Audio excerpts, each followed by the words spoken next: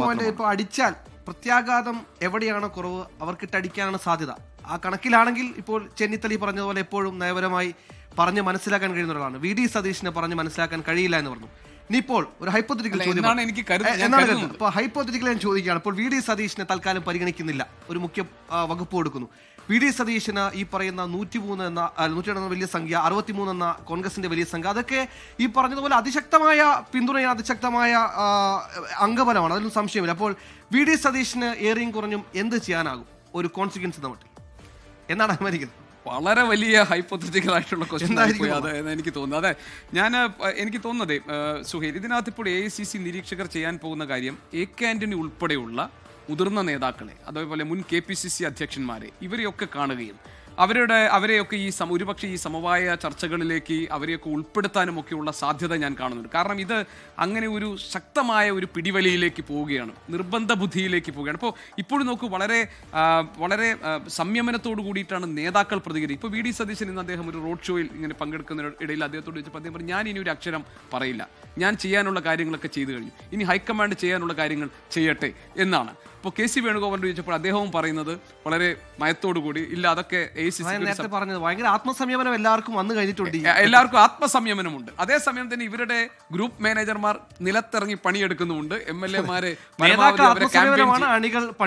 പണിയിലാണ്, അവർ campaign ചെയ്യുകയും അതിനൊക്കെ ഇവർ നിന്നു കൊടുക്കുന്നുണ്ട്. ഇപ്പോൾ വി ഡി സതീശന്റെ എറണാകുളം സൗത്തിൽ കണ്ട അദ്ദേഹത്തിന് സ്വീകരണ പരിപാടി, അവിടെ പിന്നെ ഡൽഹിയിലേക്ക് പോയപ്പോൾ KC വേണുഗോപാലിന്റെ സ്വീകരണം, പിന്നെ രമേശ് ചെന്നിത്തലയ്ക്ക് കിട്ടുന്ന സ്വീകരണം, ഇതിനൊക്കെ അവർ നിന്നു കൊടുക്കുന്നുണ്ട്.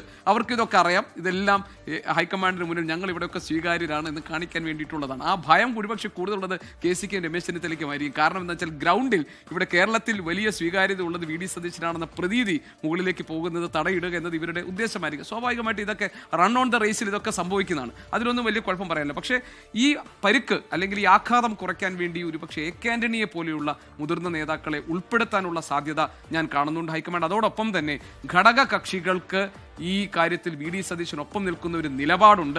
അതൊരു പക്ഷേ വി ഡി സതീശൻ ഇപ്പോൾ വലിയ എന്താ പറയുക, ഒരു വലിയ എക്സ്പെക്ടേഷൻ, വലിയ പ്രതീക്ഷ അദ്ദേഹത്തിന് നൽകുന്നുണ്ടാകും. ഘടകകക്ഷികളൊക്കെ അവരുടെ അഭിപ്രായം തേടുമെന്നല്ലാതെ അവരുടെ ഒന്നും സമ്മർദ്ദത്തിന് വഴങ്ങേണ്ട സ്ഥിതി അല്ലെങ്കിൽ ആ ഒരു ഗതികേട് ഇപ്പോൾ നിലവിൽ കോൺഗ്രസിനില്ല. കാരണം 63 സീറ്റുമായിട്ടാണ് കോൺഗ്രസ് നിൽക്കുന്നത്, അവരുടെ ഒരു മേധാവിത്വം അവിടെയുണ്ട്. അതുകൊണ്ട് ഘടകകക്ഷികളുടെ ഒക്കെ അഭിപ്രായം തേടുകയും അതൊക്കെ അവരുമായി ഒരു ആശയവിനിമയം നടത്തുമെന്നതിനപ്പുറത്ത് അവരുടെ താല്പര്യം പൂർണ്ണമായി കണക്കിലെടുത്തുകൊണ്ട് ഒരു തീരുമാനത്തിലേക്ക് എത്തില്ല.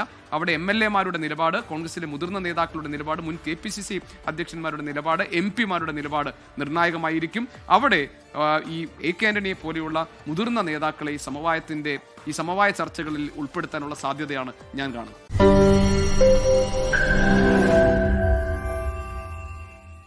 ലോകത്തെവിടെയായാലും ഏത് സമയത്തും 24 വാർത്തകളും ഓഗ്മെന്റഡ് റിയാലിറ്റി പാക്കേജുകളും എക്സ്പ്ലെയിനറുകളും വിശദമായി കാണാൻ ഞങ്ങളുടെ YouTube ചാനൽ നിങ്ങൾക്ക് സബ്സ്ക്രൈബ് ചെയ്യാം.